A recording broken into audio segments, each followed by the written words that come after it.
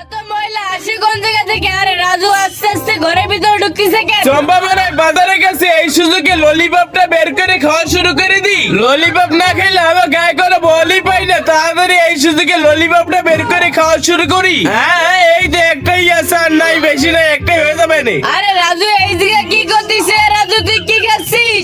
চম্পার ভয় লাগতেছে, আমার মনে হচ্ছে চম্পা ডাকতেছে। ও বাবা গো, এই জায়গায় তো চম্পা দাঁড়ায় রয়েছে, এখন আমি কি করবো কিছুই তো বুঝতে পারতেছি না। এই জায়গায় জামা সুতাটা পুরাই। চম্পা কিছু বুঝার আগে আমি এই জায়গা থেকে চুরি করে পলাই যাই, জানো চম্পা কিছু বুঝতে না পারে। বুঝলাম না রাজু কি করতে আসলো? এই জায়গায় তো বসলাম, আমি কোন সময় ললিপপ খাবো বুঝতে পারতেছি না।